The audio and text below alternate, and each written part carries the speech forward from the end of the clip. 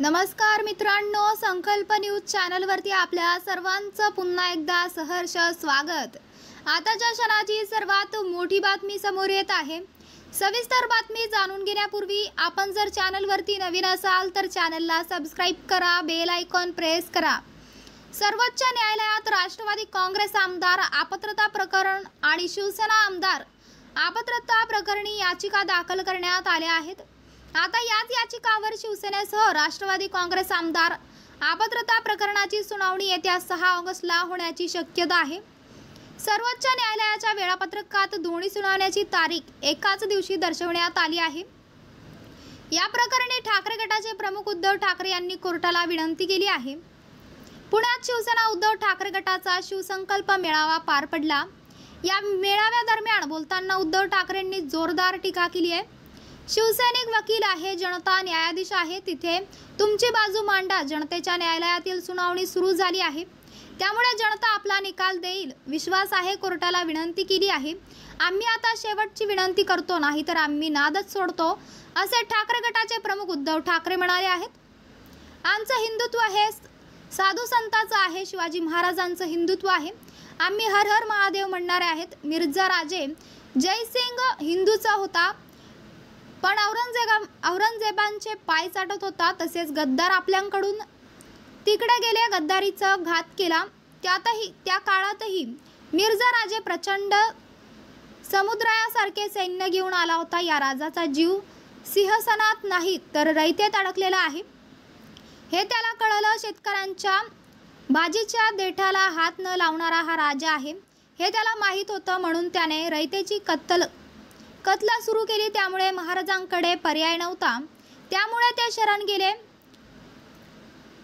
तेव्हा काहीच नव्हतं, राज्य नव्हतं, गड किल्ले नव्हते, पक्ष चोरला, चिन्ह चोरलं, वडिलांचा फोटो चोरला, तरीही त्यांनी औरंगजेबाच्या छाताडावर उभा राहून त्यांनी भगवा रोवला आणि जिंकले। आपण हे करू शकत नाही, ती जिद्द आपण घ्यायला पाहिजे, म्हणूनच आपण महाराजांची पूजा करत असतो, असे उद्धव ठाकरे म्हणाले।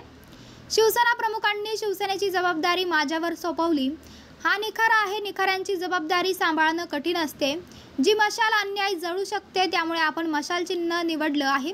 येत्या 5 ते 10 किंवा 50 वर्षात निकाल नक्की लागेल, तो निकाल लागेल तेव्हा लागेल, पण मी जनतेच्या न्यायालयात आलो आहे।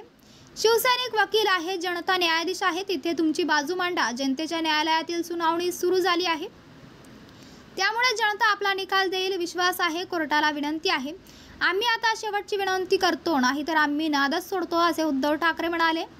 लोकशाही फक्त शिवसेनेची लढाई नाही, उद्या त्यांना अपात्र ठरवलं नाही तर उद्या ते निवडणूक लढू शकतात, मग आम्हाला कुठे न्याय मिळाला, पण तुमच्याकडे आम्ही आशेने पाहतो। दिवसाढवळ्या लोकशाहीचा खून करणारे खुनी आमच्यावर राज्य करत असतील तर आम्ही कुणाकडे न्याय मागायचा? मी जनतेकडचे न्याय मागणार। गद्दारींना चोर बाजार मांडला आहे, आता रेवड्या उघडत आहेत, लुटालूट आहे सुरू आहे, कंत्राट देत आहे, पैसा उभं करत आहेत, हाच पैसा निवडणुकीत वापरणार आहेत। लाडकी बहीण करून तुम्ही लाच देऊन मत मागत आहात, लाज वाटायला पाहिजे, असाही घणाघात उद्धव ठाकरे यांनी केला आहे।